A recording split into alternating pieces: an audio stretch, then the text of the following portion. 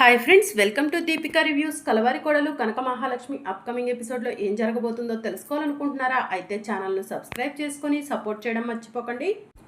ఇక విహారీ బార్ షాప్కి car drive చేసుకుంటూ వెళ్తూ ఉంటాడు. ఎవరో ఎస్ఐ నాకు ఫోన్ చేసి నాకు థ్రెఫ్ట్ ఉందని చెప్పడం ఏంటి అని విహారీ ఆలోచిస్తూ అలా కార్ డ్రైవ్ చేస్తూ ఉండగా ఒక అమ్మాయి రోడ్డు మీద నడుచుకుంటూ వెళ్తూ ఉంటుంది. ఆ అమ్మాయి లక్ష్మి డ్రెస్ వేసుకొని ఉంటుంది. అది చూసి విహారీ లక్ష్మి అని కార్ని పక్కకు ఆఫ్ చేసి పరిగెత్తుకుంటూ లక్ష్మి ఆగు, లక్ష్మి ఆగు అని పరిగెత్తుతూ ఉంటాడు. ఆ అమ్మాయి విహారీ మాటలు విని ఇంకా స్పీడ్గా నడుచుకుంటూ వెళ్తూ ఉంటుంది. లక్ష్మి, నేను లేకుండా బ్రతకలేవని అన్నావు, మన ఇద్దరిది 7 జన్మల బంధం అన్నావు, నన్ను ప్రాణం కంటే ఎక్కువగా ప్రేమిస్తున్నా అన్నావు, నన్ను వదిలి ఎందుకు పారిపోయావు లక్ష్మి? సమాధానం అడుగుతుంటే చెప్పకుండా పారిపోతున్నావేంటి లక్ష్మి? ఇటు చూడు అని విహారీ ఆ అమ్మాయి భుజం పట్టుకొని లాగుతాడు. ఒక్కసారి ఆ అమ్మాయి మొహాన్ని చూసి విహారీ షాక్ అవుతాడు. సారీ అండి, సారీ, నా కనకం అనుకున్నాను అని విహారీ ఆ అమ్మాయికి చెప్తూ ఉంటే ఆ అమ్మాయి వెనక నుంచి కొంతమంది రౌడీలు కత్తి విసురుతారు.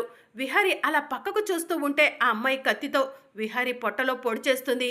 విహారీ షాక్లో ఉండేసరికి వెనుక నుంచి ఇంకొంతమంది రౌడీలు వచ్చి విహారీని గట్టిగా వెనక నుంచి 2 కత్తులతో పొడుస్తారు. ఇక విహారీ ఆ రౌడీలను పక్కకు నెట్టేసి వాళ్ళతో ఫైట్ చేసి ఎవర్రా మీరు, ఎవరు అని చెప్పి అంటూ ఉంటాడు. రేయ్, ఈడు 3 పోట్లు పొడిచినా కూడా చావలేదురా, మనల్ని ఎవరని ప్రశ్నిస్తున్నాడు, వీడిని ఇక్కడే చంపి పారిపోదాం అని రౌడీలు మాట్లాడుకుంటూ ఉంటారు. ఇక విహారీ ఆ రౌడీలను కొడుతూ ఉంటాడు.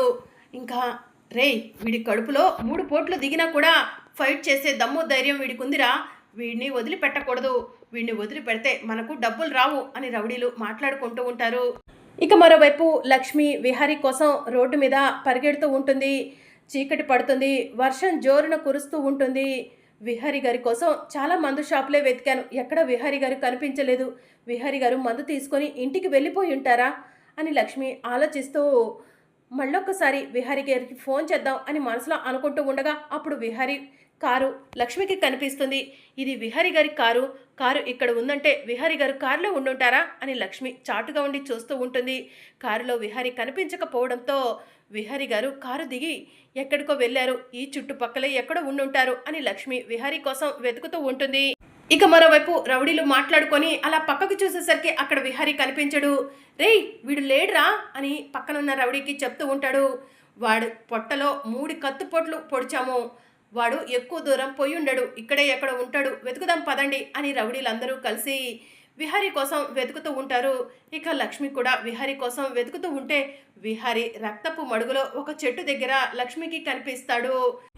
లక్ష్మి పరిగెత్తుకుంటూ విహారీ దగ్గరకు వెళ్ళి విహారీ గారు అని అంటూ ఉంటే ఇక విహారీ కత్తిపోట్లతో విలవెల్లాడుతూ కనకం కనకం అని చెప్పి అంటూ ఉంటాడు.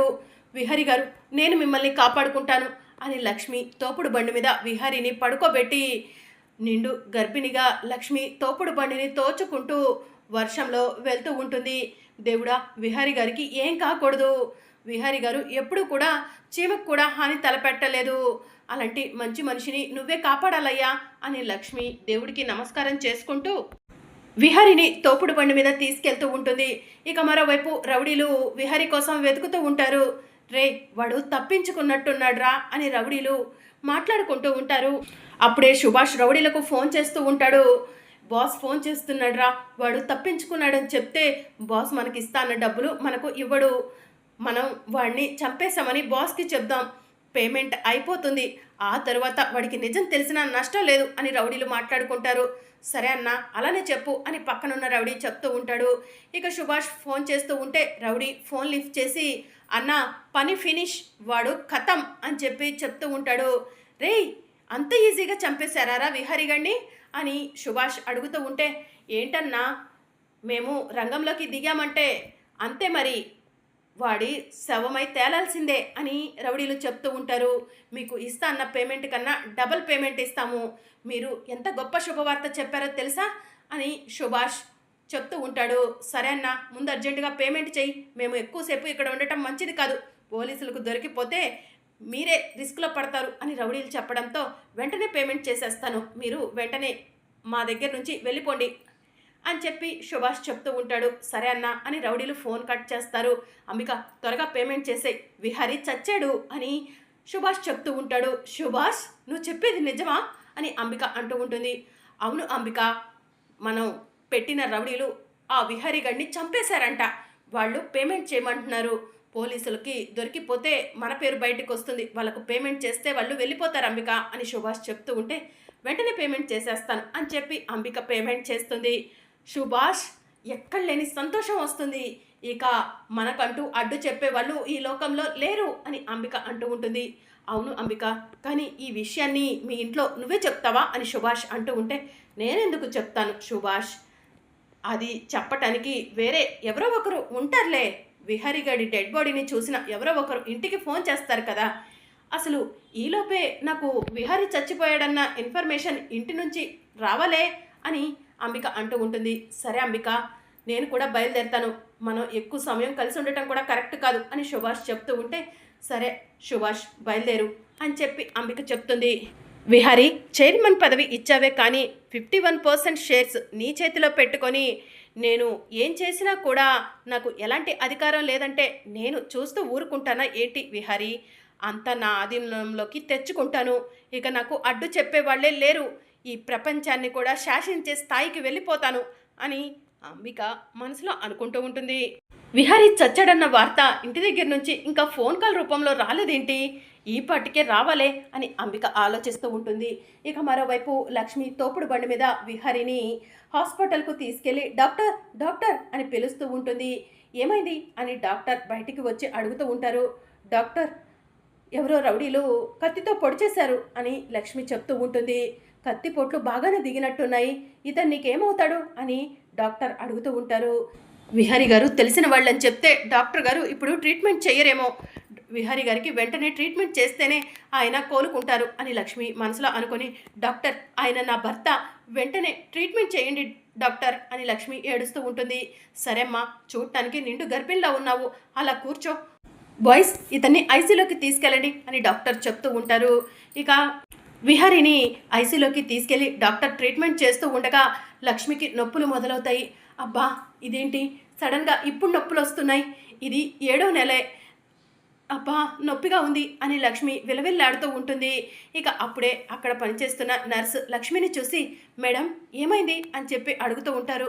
నొప్పులు వస్తున్నాయి అని లక్ష్మి చెప్తూ ఉంటుంది. ఇప్పుడు ఏ మంత్ అని నర్స్ అడుగుతూ ఉంటే 7th మంత్ అని లక్ష్మి చెప్తూ ఉంటుంది. 7th మంత్లో నొప్పులు రాకూడదు మేడం, మీరు ఇలా రండి అని చెప్పి లక్ష్మిని వేరే రూమ్లోకి తీసుకెళ్ళి బెడ్ మీద పడుకోబెడతారు. ఇక మరోవైపు యమున కంగారు పడుతూ ఇంటికి వస్తుంది. ఈరోజు మొత్తం నేను సహస్ర దగ్గరే ఉండాలి, సహస్రను కంటికి రెప్పలా కాపాడుకోవాలి అని యమున పరిగెత్తుకుంటూ సహస్ర రూమ్లోకి వెళ్ళి అమ్మ సహస్ర అని అనటంతో సహస్ర షాకింగ్గా యమున వైపు చూస్తూ ఉంటుంది. సహస్ర ఏమైంది, ఎందుకు అలా చూస్తున్నావు అని చెప్పి యమున అడుగుతూ ఉంటుంది. ఏం లేదత్తయ్య, మీరేంటి ఇలా వచ్చారు అని సహస్ర అడుగుతూ ఉంటుంది. చెప్పాను కదమ్మా, గురువుగారు నీ కడుపులోకి బిడ్డకి గండం అని చెప్పేసరికి చాలా కంగారు అనిపించింది, నిన్ను కంటికి రెప్పలా కాపాడుకోవడానికి వచ్చాను సహస్ర అని యమున చెప్తూ ఉంటుంది. ఇక సహస్ర బెడ్ మీద ఉన్న బేబీ బంప్ చూసి సహస్ర ఏంటిది అని యమున అడుగుతూ ఉంటుంది. ఇక సహస్ర కంగారు పడుతూ లేచి నుంచుంటుంది. సహస్ర నీ కడుపు ఏది అని చెప్పి యమున అడుగుతూ ఉంటే ఇంకా సహస్ర టెన్షన్ పడుతూ ఉంటుంది. సహస్ర నిన్నే అడుగుతుంది, నీ కడుపు ఏది అని చెప్పి యమున అడుగుతూ ఉంటే ఇక సహస్ర ఏం మాట్లాడదు. ఇక యమున చేతిలో ఉన్న బేబీ బంప్ చూసి సహస్ర నీ కడుపు లేదా, కడుపు ఉన్నట్టు నటించావా అని యమున అడుగుతూ ఉంటుంది. దాంతో సహస్ర ఏడుస్తూ ఉంటుంది. నిన్నే సహస్ర అడుగుతుంది, ఎందుకు ఇంత మోసం చేశావు అని యమున సహస్ర చెంపపై లాగిపెట్టి ఒక్కటి ఇస్తుంది. అత్తయ్య అని సహస్ర ఏడుస్తూ ఉంటుంది. ఛీ నోర్మోయ్, నా కొడుకు చేత మోసం చేసి తాళి కట్టించుకున్నావు, లేని కడుపుని ఉందని ఇన్ని రోజులు మమ్మల్ని నమ్మించావు, నీ జీవితం మొత్తం అబద్ధమేనా అని చెప్పి యమున అంటూ ఉంటుంది. యమున, సహస్ర తెలుసో తెలియకో తప్పు చేసింది, వదిలేసాయి అని చెప్పి పద్మాక్షి చెప్తూ ఉంటుంది. కూతురు చేసిన తప్పుకు లాగి చంప మీద ఒక్కటివ్వకుండా క్షమించమంటున్నావా? అంటే తల్లి కూతుర్లిద్దరూ కలిసి ఇంత నాటకం ఆడారా అని యమున సహస్ర పద్మాక్షిలపై విరుచుకుపడుతూ ఉంటుంది. అప్పుడు వసుధ అటుగా వెళ్తూ ఏమైంది అని యమున దగ్గరకు వస్తుంది. వసుధ అటు చూడు, సహస్ర ఎంత మోసం చేసిందో. కడుపు లేకుండానే కడుపు వచ్చిందని మనందరినీ నమ్మించింది అని చెప్పి యమున చెప్తూ ఉంటుంది. సహస్ర వదిన చెప్పేది నిజమా అని చెప్పి వసుధ అడుగుతూ ఉంటుంది. సహస్ర ఏడుస్తూ ఉంటుంది. అప్పటికి విహారీ చెప్తూనే ఉన్నాడు, సహస్రను నేను టచ్ చేయలేదు, సహస్ర కడుపుకి నేను కారణం కాదని. నేనే విహారీని వినిపించుకోలేదు, విహారీని చంప మీద కూడా కొట్టాను నీ వల్ల అని చెప్పి యమున అంటూ ఉంటుంది. వదిన, సహస్ర చేసిన మోసాన్ని అసలు క్షమించొద్దు. కడుపు ఉందని చెప్పి మనందరినీ నమ్మించింది, ఇలాంటి సహస్రకు బుద్ధి చెప్పాల్సిందే అని చెప్పి వసుధ అంటూ ఉంటుంది. వసుధ, ఏం మాట్లాడుతున్నావే నువ్వు? సహస్ర నీ కూతురు వరుస అవుతుంది, దాన్ని శిక్షించమని వదినకు చెప్పడం కరెక్టేనా అని పద్మాక్షి అడుగుతూ ఉంటుంది. సహస్ర తప్పు చేస్తుందని తెలిసినప్పుడు నువ్వు కొట్టి సహస్రకు బుద్ధి చెప్పి ఉండాల్సిందక్క. సహస్ర చేస్తున్న తప్పులో నువ్వు కూడా పాలు పంచుకొని ఈరోజు సహస్ర చేస్తుంది తప్పని చెప్తుంటే మమ్మల్ని నిందిస్తున్నావు. అసలు ఇన్ని రోజులు అక్కని నీకు అనవసరంగా గౌరవం ఇచ్చాను, రెస్పెక్ట్ ఇచ్చాను, ఇక నీ పైన నాకు ఎలాంటి గౌరవం లేదక్క అని వసుధ కోపంగా చెప్తూ ఉంటుంది. ఇక మరోవైపు లక్ష్మికి ట్రీట్మెంట్ చేయడానికి డాక్టర్ వస్తారు. ఈ అమ్మాయి 7వ నెల గర్భవతి, నొప్పులు వస్తున్నాయి, డెలివరీ కూడా అయ్యే సూచనలు కనిపిస్తున్నాయి అని డాక్టర్ చెప్తూ ఉంటారు. అమ్మా, నీతో ఎవరు పెద్దవాళ్ళు రాలేదా అని డాక్టర్ అడుగుతూ ఉంటే లక్ష్మి నొప్పులతో విలవిల్లాడుతూ ఎవరు రాలేదు డాక్టర్ అని చెప్పి చెప్తూ ఉంటుంది. అమ్మా, నీకు డెలివరీ పెయిన్సే వస్తున్నాయి అని డాక్టర్ చెప్తూ ఉంటారు. ఇక దాంతో లక్ష్మి అబ్బా నొప్పి, అమ్మా నొప్పి అని చెప్పి ఏడుస్తూ ఉంటుంది. డెలివరీ చేసేస్తున్నానమ్మా, డెలివరీ పెయిన్స్ వచ్చేస్తున్నాయి అని డాక్టర్ చెప్తూ ఉంటారు. ఇంకా లక్ష్మి నొప్పులతో వెలవెల్లాడుతూ ఉంటుంది. మరోవైపు డాక్టర్లు లక్ష్మికి ట్రీట్మెంట్ చేస్తూ ఉంటే ఇంకో రూమ్లో విహారీకి డాక్టర్లు ట్రీట్మెంట్ చేస్తారు. విహారీకి ట్రీట్మెంట్ చేస్తున్న డాక్టర్లు పేషెంట్ పరిస్థితి చాలా క్రిటికల్గా ఉంది, ఇతను బ్రతకటం కూడా కష్టం, ఇతని పొట్టలో చాలా కత్తిపోట్లు ఉన్నాయి, ఎవరో కావాలని ఇతన్ని చంపటానికే బలంగా కత్తిని దించినట్టున్నారు అని చెప్పి డాక్టర్లు మాట్లాడుకుంటూ ఉంటారు. డాక్టర్, ఇతన్ని తీసుకొచ్చిన అమ్మాయికి 7వ నెల పురిటి నొప్పులు వస్తున్నాయి, పక్క వార్డులో ఆ అమ్మాయికి డెలివరీ చేస్తున్నారు అని చెప్పి నర్స్ చెప్తూ ఉంటుంది. ఇతన్ని చూస్తుంటే పెద్దింటి అబ్బాయిలా ఉన్నాడు, ఇతనికి ట్రీట్మెంట్ చేద్దాము, ఇతను కోలుకుంటే అదృష్టవంతుడు, లేదంటే చేసేదేం లేదు అని డాక్టర్లు మాట్లాడుకుంటూ ఇక విహారీకి ట్రీట్మెంట్ చేస్తూ ఉంటారు. ఇక మరోవైపు లక్ష్మికి కూడా డాక్టర్లు డెలివరీ చేస్తూ ఉంటారు. ఇక మరోవైపు సహస్రను అందరూ కలిసి తిడుతూ ఉంటారు. మరి అప్కమింగ్ ఎపిసోడ్లో ఏం జరగనుందో తెలుసుకోవాలనుకుంటున్నారా? అయితే ఛానల్ను సబ్స్క్రైబ్ చేసుకొని సపోర్ట్ చేయడం మర్చిపోకండి. Thank you for watching.